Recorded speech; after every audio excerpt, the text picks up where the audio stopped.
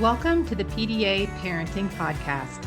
This show will be dedicated to supporting parents raising kids with PDA autism. I'm your host, Amy Kotha, a parent coach and a mom to a PDAer myself. This podcast is here to provide you with practical insights, real-life experiences, and expert guidance to help you better understand your child and to parent from a place of connection, empathy, and understanding. Whether you're new to PDA or you're already familiar with the journey, you're in the right place. Hi, everyone, and welcome back to the PDA Parenting Podcast. I'm so excited that you're here for me today for this episode because it is such a meaningful one. We are going to be diving into what it really means and how important it is for neurodivergent individuals, especially those with a PDA profile, to be supported and to truly find their voice. And I have the perfect guest to join me for this conversation. I have here with me today, Diane Gould, Director of PDA North America. Diane is a licensed clinical social worker with over 40 years of experience working with vulnerable children, families, and neurodivergent individuals. She has long specialized in autism and complex behavior profiles, of course, including the PDA profile. And interestingly, just last year in 2024, she was diagnosed as autistic herself. That lived experience gives her a powerful and deeply personal lens on the work that she does. Diane, as I mentioned, is also the founder of PDA North America and launched its groundbreaking annual conference, which truly has changed the lives of hundreds, if not thousands, of PDA families and professionals. She also co-authored the book Navigating PDA in America, along with Ruth Fiedler. And if you haven't checked that book out yet, I highly recommend that you do. Today, she continues to offer consultations and trainings for parents, schools, and clinicians, sharing her passion for understanding behavior through curiosity, compassion, and respect. Diane has made it her mission to expand awareness and support for PDA throughout North America, and I am just so honored to have her joining me today. Hi, Diane, and welcome to the podcast. So happy to be here, Amy.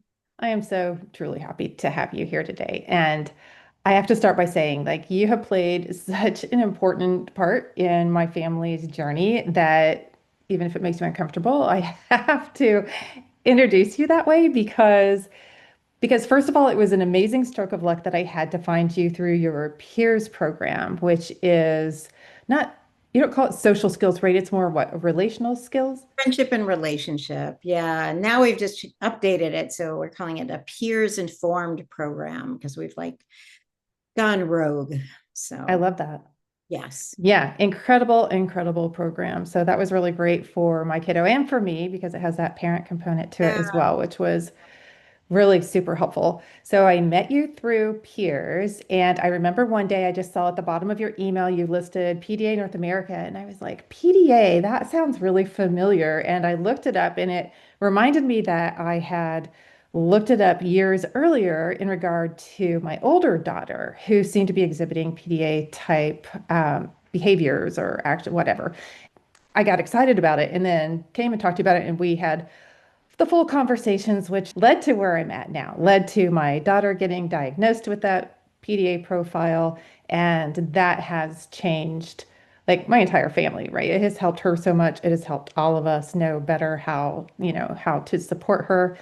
And then after that, then it led to me shifting my entire coaching practice over to working with and supporting parents of PDA kids and teens. It's such a privilege, I feel, to be included in people's lives. It's an honor, really. We definitely appreciate it. So let's just go ahead and jump in. I would love to talk to you to begin with, just to find out a little bit more about your journey, because I know that you've helped so many families, including mine, and I know your personal experience has been as a late diagnosed neurodivergent person, and just wondering if you can share a little bit about that journey and how you came to discover your neurodivergence.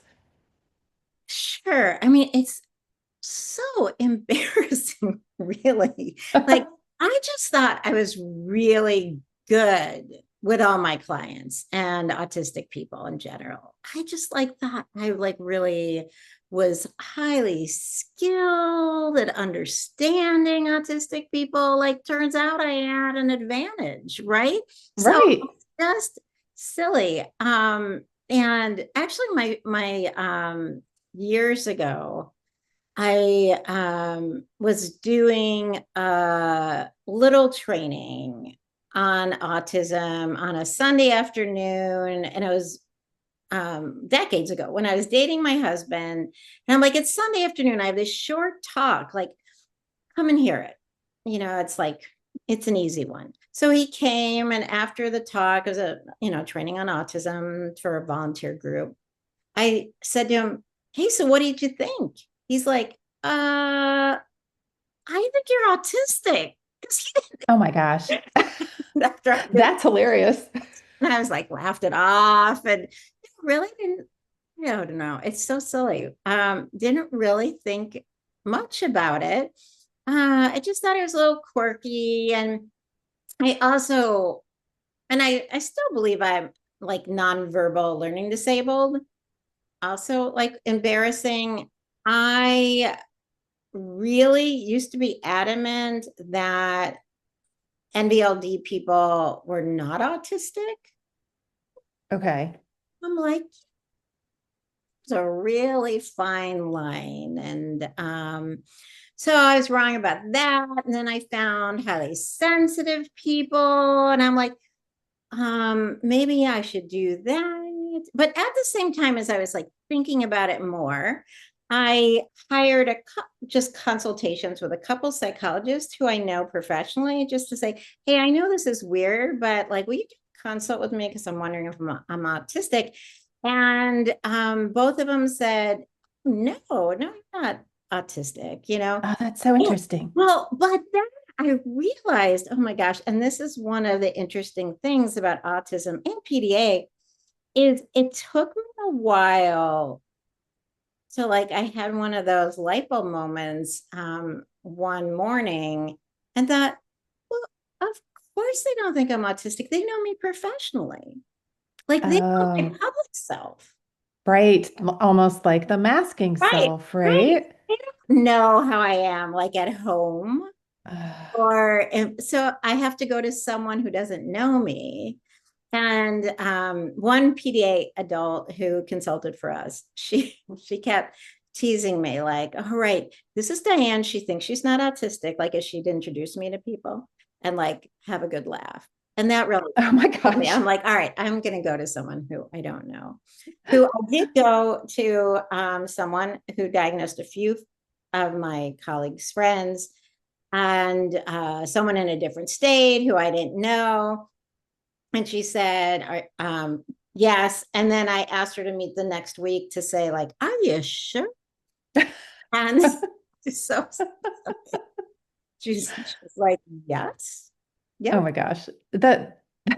That's a somewhat hilarious journey. I It, don't know if it's it, really hilarious, but I know it is hilarious to me, and kind of embarrassing. And now I really think my mother was autistic, my grandmother, her mother was autistic. I think all the women in my family have been autistic.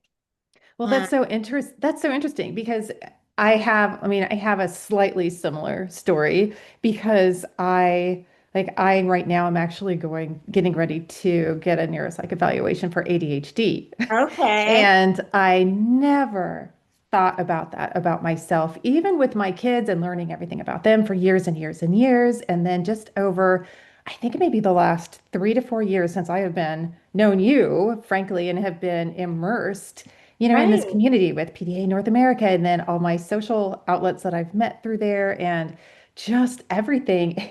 And a couple of times I've said to someone, like, I think I might have some ADHD traits. And they do this, and they're like, really shocking.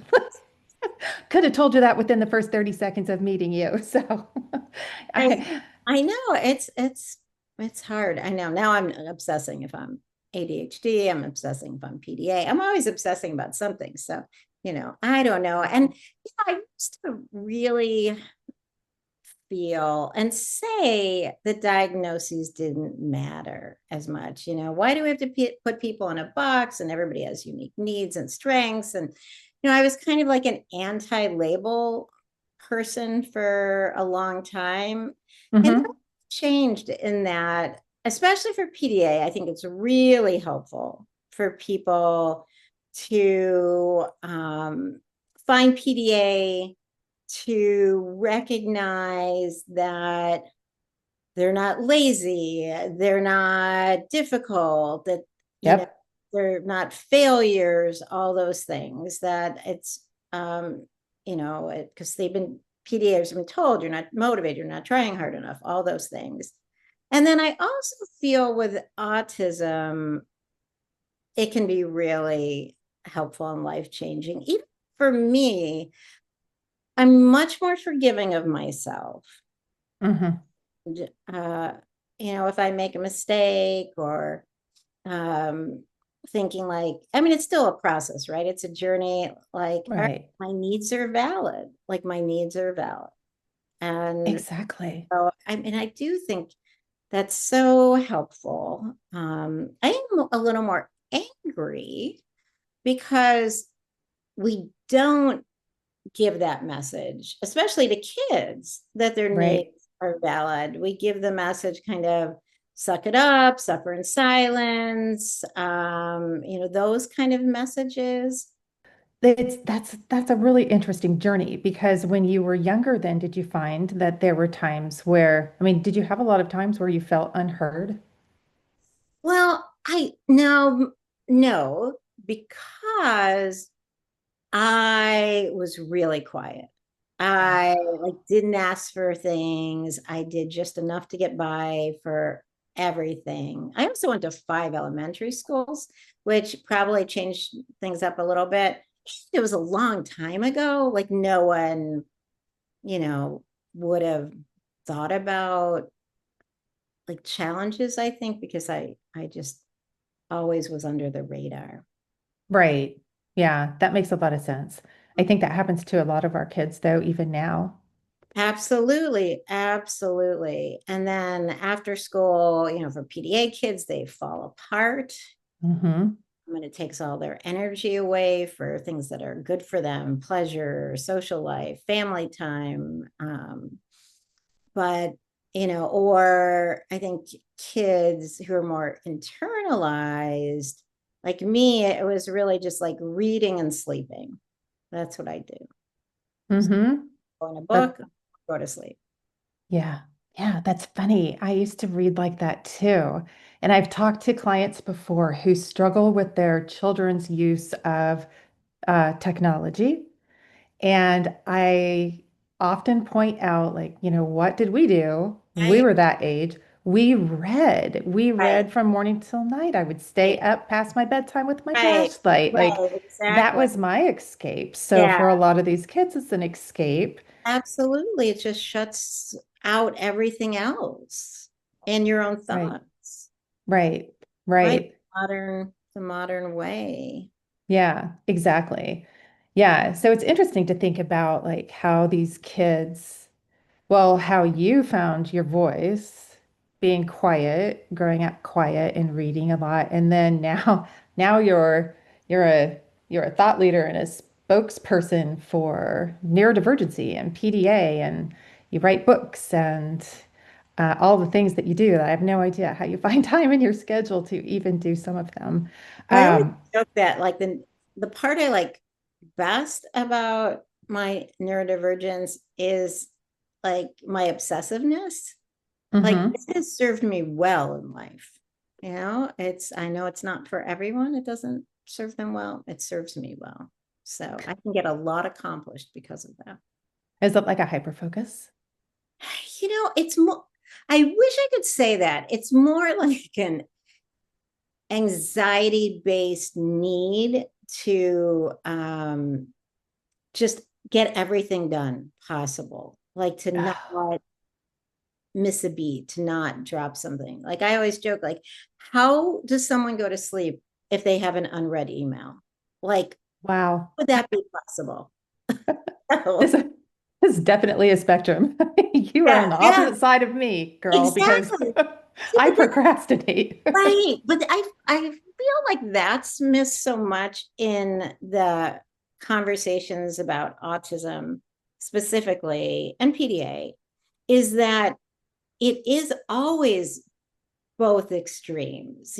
People It that are is. so neat and tidy and nothing can be out of place, or people that their rooms are a disaster, or people who are always late, or people who are always early, or Yes. it's just the extremes That's that, hilarious. That's hilarious because I have two kids who are both right, neurodivergent, ADHD, and they are opposite extremes when it yes, comes to like you can look at their bedrooms and know, I mean, 180 right. degrees.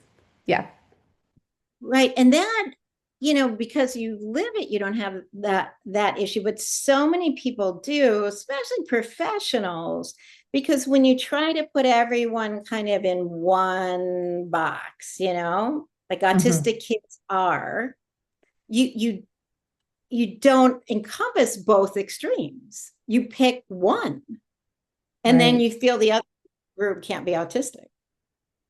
And I That's a great think point.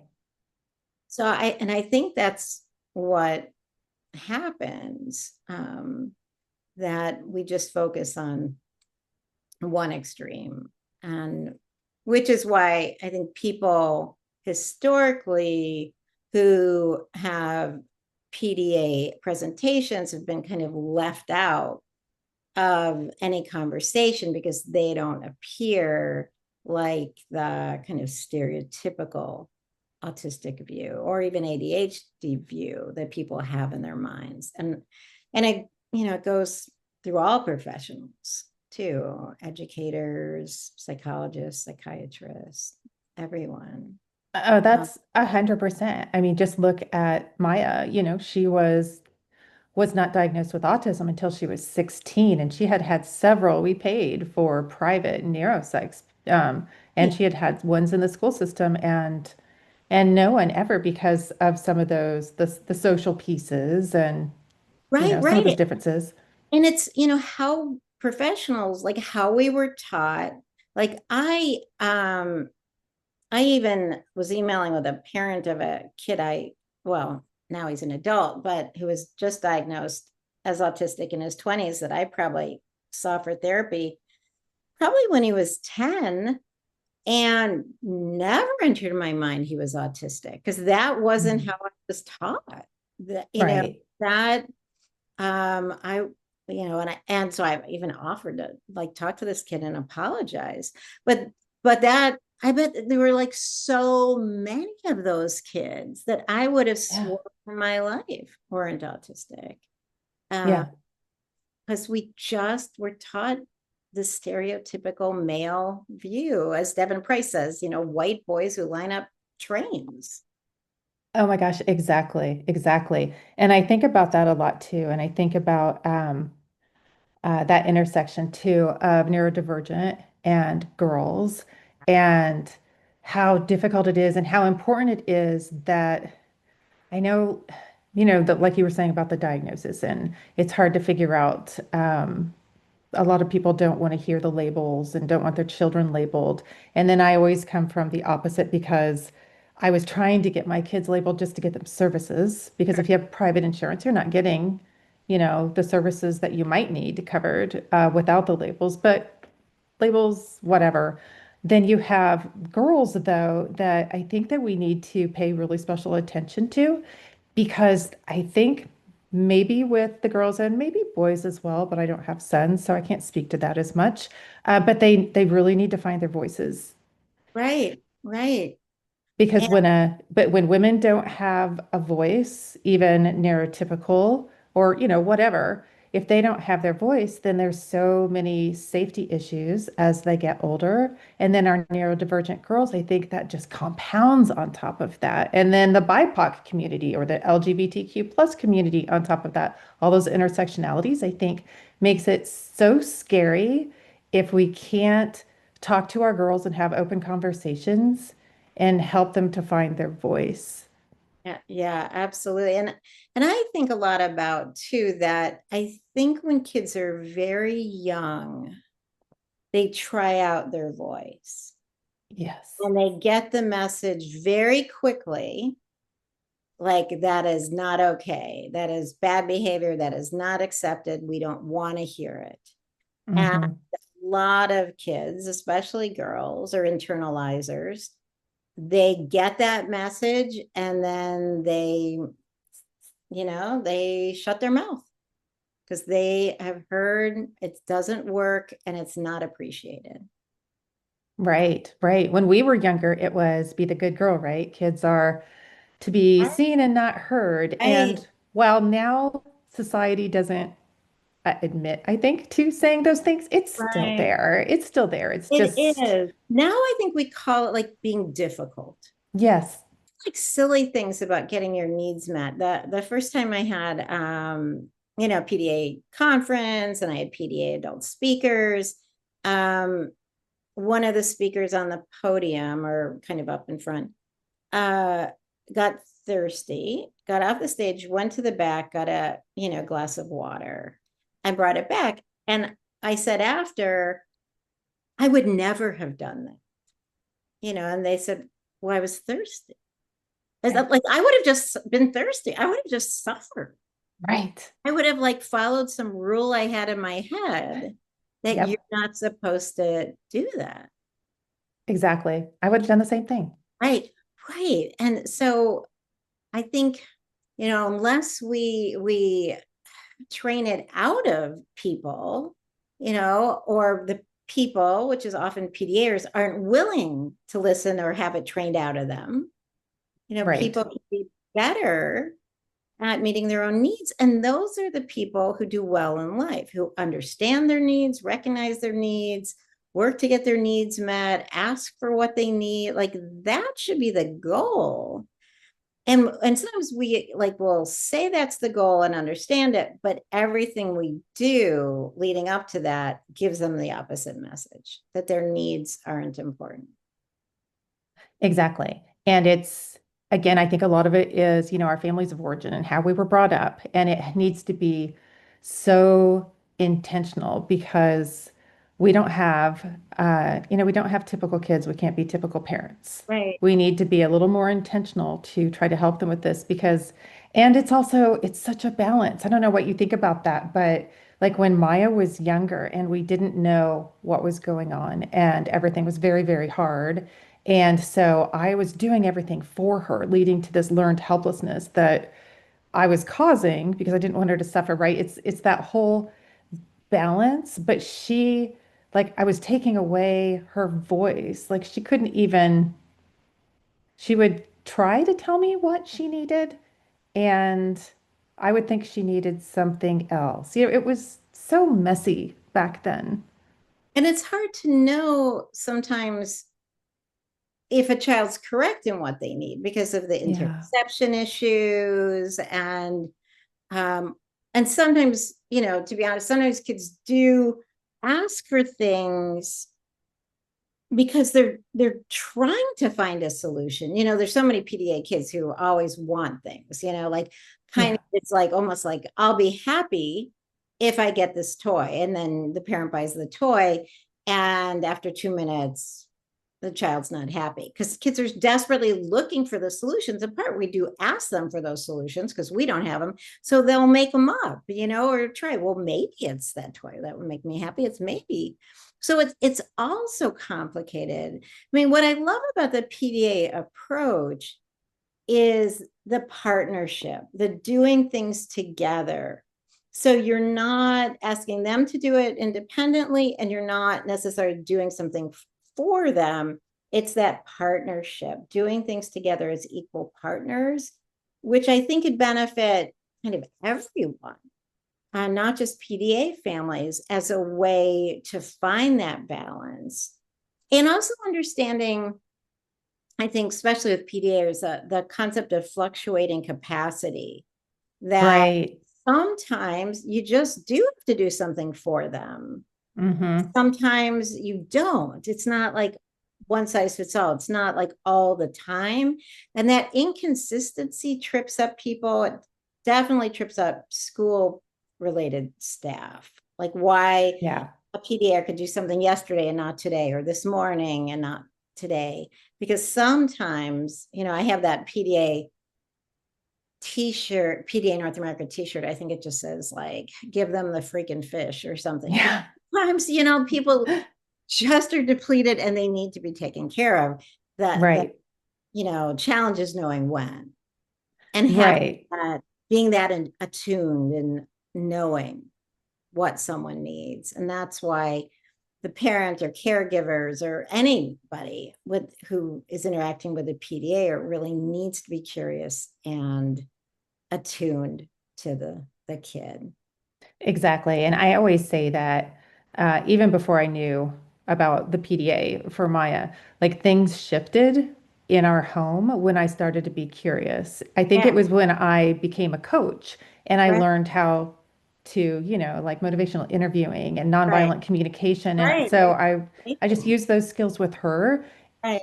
and it worked. And Yeah, all it was shocking that it was the same child. And it's like, okay, she wants to communicate with me. I just have to work a little harder to figure out like how to get in there and communicate with her in a way that meets her where she's at. right. And it's possible, which is an important message for parents. Yeah, I mean, I can understand thinking that it's not during those really Totally, hard totally. seasons, hard times. But it is, it really is. And I think at the base, just like all of us, they just want to be heard Yes. and to At the end of know the that day, they're heard. yes. And Maya's even told me that, she said when she was, I don't know, like mid-teens, she started saying she would tell me things and then she wouldn't tell me more. I would be curious and she'd say, "It doesn't matter, I'm just a kid. It doesn't matter, I'm just a kid." And I'm thinking, okay, well, I never said it didn't matter. You're just a kid. So where did you get that? Well, I'm sure where'd you get that? Probably at school. I mean, that's where they spend such a massive amount of their time, um, even when they're struggling to get to school. But yeah, it's really really It tricky for is. parents and teachers. Yeah, everyone and the PDA themselves, right? Oh God, yeah. And then I think also, like, what do you think about when we think about kids who are finding their voices in different ways? Like, I think about when I used to think of finding your voice, I always thought it was just, finding the words to describe something and maybe having the courage to do that. And it seems so much bigger for neurodivergent persons. Right. Especially, so many PDAers and other neurodivergent people are so creative Hmm. and express themselves, in so many ways. I think we just have to pay attention. I mean, I think that's the problem. And it's true, like everybody's too busy to pay Right. attention. Parents and professionals and educators who are professionals, but we need to like slow it down and pay attention. And also, just to point out, I'm obsessed with human behavior. It's one of my big obsessions and special interests. And behavior is communication and a voice too. Right. So really paying attention and digging down under the surface, what is this child saying? Right.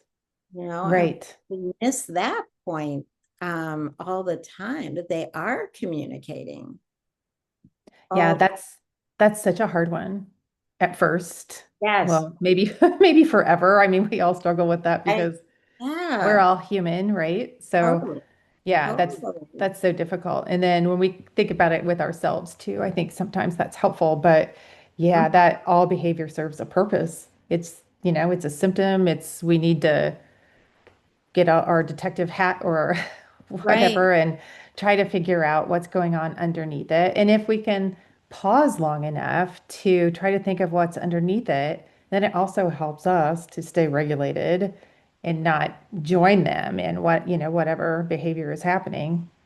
right. And even viewing the behavior from a nervous system perspective, This child's in fight or flight or freeze. So their nervous system must be activated. All right. So we need to really focus on connection. Mm-hmm. Exactly. And then, we don't have to, like you said, they're creative. So many people are so creative and they have other ways to communicate. And I know, like my younger daughter, she communicates more through music, song lyrics, and video clips. And she spends a lot of time on screens. And that's hard just because our society has such a stigma about that and whatever. But she learns so much and communicates so well now through her screens. It is absolutely, I mean, and I'm not even saying like she doesn't script things, word for word, but she finds like a short, maybe anime clip that will describe a very deep concept or emotion, and she can use that to describe something that she can't get the words for. And that's a fantastic way to communicate. Is. I mean, I think adults do that too. We just do it like in a more, I don't know, subtle way, or a little slicker about, kind of how we do that. But we borrow stuff from, TV or other things, or podcasts or what we read or all the time. That's definitely correct. So, many of the parents that I work with, right, they desperately want to hear their child's truth and they want to make sure that their child has a voice and that, they can support that as a child grows up. And I think a lot of times what gets in the way are their fears or their urgency. I know sometimes I find myself speaking for my children in certain places where, it just takes them a little longer because of their processing speed and I feel awkward, so I interject and I'm way better at that now than I used to be. But I think that's something, one of the many things that we have to learn. But I'm wondering like um, what kind of ways do you think would be best or work well for a parent to scaffold their child's ability, even from super young years and then maybe in teen years, so that they can, continue to have that, build that self-confidence and that sense of self and work on their identity? A lot goes back to that curiosity, showing that you really want to know, you really want to hear, and trying to give undivided attention, which is so hard these days. We're all Yeah. too distracted. And then checking for understanding, kind of saying, I think what you're saying, but I just want to make sure I'm getting it right, is this and this. So checking for understanding. I think that the hardest part for parents and adults is we just instinctively like to jump in with like a different view or a different way to look at it or the other side. And then you're challenging their reality and their point of view, which just shuts down that voice. Even Yes. something so simple as, a kid saying, my teacher's so mean, she hates me, she's so unfair to me. Like every instinct in our adult body wants to say, oh, she's remember last month when she did this? And oh, I'm sure she doesn't hate you. We always want to do this. Or even when they're saying their worries about themselves, like, I'm Yeah. so stupid, I made this mistake. We almost can't help jumping Right. with reassurance. And I've been taught that reassurance is a very American concept. Really? Mm, Oh, that's interesting. that Very interesting. Yeah, when that is so hard. And it comes from a good place, but oh, it it does, because we don't want our kids to feel badly and we want to jump in and make them feel better, but it shuts down those voices that we right, want to hear. And right. And they need to struggle and they need to have these Problem times solve where they have and to problem solve themselves. And that's where their self-discovery comes from. And we're raising adults. We're not raising kids. They're adults a lot longer than their yes, kids. right, right. And even ask choices. Because sometimes we don't ask, I think, for clarification enough. Like, are you telling me this because you want me to give you advice? Or are you and Mm. tell you what I think about this? Or are you telling me this because you just want me to listen? Yeah, that's a really great point too. Help a lot. Yeah, yeah. I've obviously taught my daughters that too well because my younger one, especially, I find Good. myself doing that, trying to fix it. And she will say, Mom, Right. stop, let me have my emotion. I just want you to listen. And I'm like, That's oh my God. that's fabulous. That means you did a good job that she can do that because it's just so hard. It's just so hard to go against our instincts and just listen without trying to fix. Yeah, Uh, yeah, it really is. And we want them to figure out who they are and be able to go on that journey on their own. And we don't need to go in and do all the things. right. Hard And not I think, to. for PDAers in my head, it's on their own with the necessary support they need when they need. Hmm. Yeah, that scaffolding concept, right? Right. Right. Because that, Instead of yeah, supporting I like to use that scaffold word if people understand that it means, right. you take the scaffolding down little by little, right? But on some days you put it back all the way, Yep. and then on other days it's half, and it's just there's just no like recipe, no uniform, because everyone shows up different on a given moment. Yeah, and that's a really hard thing for parents to deal, well, probably anyone. That's just a Yeah, very that inconsistency, that inability, our brains like patterns totally. and Yes. consistency and predictability, and our kids often just they're not. Right. And it's hard too because we get relief. Like, I can imagine a parent saying, all right, phew, he can now go to the park on his own until tomorrow when he can't.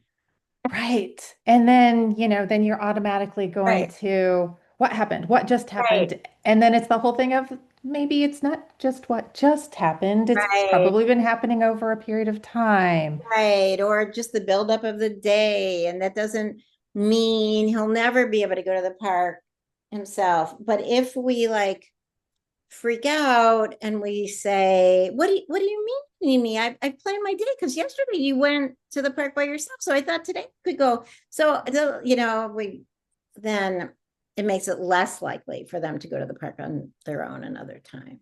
Oh Yeah. my gosh, 100%. It's like, oh, that is just one of the hardest things that myself and many of my friends in the Right. community have had to deal with. Right. You're That's tough for parenting us. against your instincts. It is. And you just really, it's that concept of radical acceptance. You just Yeah, have to accept where they are. And that's tough. it is. And admit when you make a mistake. Yeah. Yeah, that's for sure too. Yeah. Those ruptures and repairs are Mhm. really, really super important. But they're great for connection and growing your relationship. They really are. Absolutely. Yeah. As long as you don't get too bogged down in judging yourself over them because Yes. Yeah. no. There's no shoulds. Right. Not, I should not have done that. I should have done this differently. Right. Our Right. kids don't need the shoulds and we don't need the shoulds. Oh, I hate mm-mm. that word. I use it Yeah. sometimes, I but mean, I hate it. of course, we all use it. And, part is how we're parented, how we're socialized, and our systems kind of are established in a way that works against all the things we're talking about. Well, that's true too. Yeah. I mean, school systems, medical, healthcare systems, you're right. Like it's all around us. So we can give ourselves a break on that for sure. Absolutely. Absolutely. Oh my gosh, definitely. Okay, so before we finish up today, Diane, let's dream a little bit Okay. and just say if everything was aligned and just, the stars were aligned, we woke up and the world was just aligned perfectly. for neurodivergent kids and teenagers to be fully seen and safe and strong in who they are. What do you think that would look like? Well, I think schools changing would be a huge part of that because kids, they spend so much time in school. It's such a part of our world. PDA North America, we're launching a school-based training program in the fall, trying to, give schools the resources they need to change, but we're not asking for just a few tweaks. We're really Right. asking for a whole paradigm shift. I think that needs to change. I think that we need to do so much to include marginalized communities in this conversation, that Black and brown kids are not being identified as neurodivergent, autistic, PDA. They are being labeled as conduct disordered, oppositional defiant disordered. They are not being able to get private testing by PDA affirming psychologists in private practice. They're not being recognized at all. Uh, Yeah.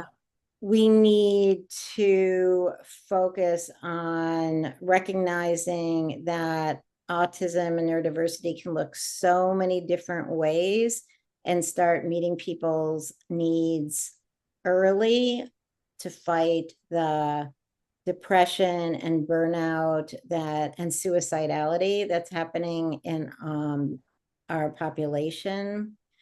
We need to stop judging parents for how they're parenting their children, even if it goes against the parenting book, and look at parents as the experts of their children, including pressuring parents to get their kids to school when their school is not able to meet their child's needs. If a child doesn't feel safe at school, they shouldn't be forced to go, and parents shouldn't be charged with truancy or neglect in those Right. cases. And that is happening all over. Yeah.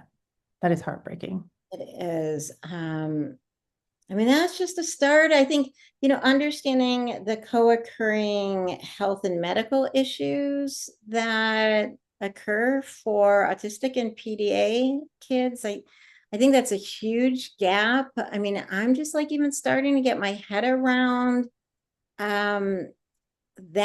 I used to say when I started the PDA movement in 2020, just like this observation I kept making is like, all right, I'm like 60 and I've never really known anyone with Lyme disease. And now that I'm working in PDA, I know so many people with Lyme disease. Like that can't be a coincidence. Uh, Right. so I think just looking at kind of the autoimmune differences and all the health differences that are impacting this population, and it just impacts quality of life and things we think are PDA symptoms too. I just think that is Right. a huge area too. And I think also supporting people at work. So, because people need purpose, and Definitely. PDAers have so much to offer. And at the same time, a lot of PDAers can't work 5 days a week. They can't start at the bottom and work their way up to autonomy, which you get Yeah. in jobs. So we have to change that. It's a long list. I would say for those who are tuning in, like take a moment after this episode and just reflect, how are you supporting these things in your child's life or even in your community? Because it starts small, and look how much PDA North America is already growing just in the time that I've known you. I see it, I spend a lot of time online and I see it mentioned by people outside of North America. I mean, Yeah, it's so exciting. it's It's amazing. And I just want And to add that caveat too, that parents need support to be able to support their kids. And there needs exactly. to be a lot more support for parents. Yeah. Yeah, that is 100,000% true, and definitely something that I'm very passionate about. So I'm glad you said that. Oh, thanks for having this conversation, Amy. It was a lot of fun. I can already see the ways that you're making your vision into a reality. You advocate so much and educate, and all of the work that you're doing with leading PDA North America. I feel so privileged to be able to take part and volunteer and join you in some of your efforts. It's really a great thing. You're helping shape a world that's more neurodivergent affirming and absolutely PDA affirming. And it's making differences. You start small, but it's growing. Yes. It's definitely growing. So for our listeners who would like to learn more about PDA North America, maybe the Peers program or any of your other work, what's the best way to contact you? Either info at pdanorthamerica.org or dianegouldtherapy.com. Thank you again for sharing your insight, your story, your voice with us today. It has been an absolute honor to have you on my podcast with me. Privilege.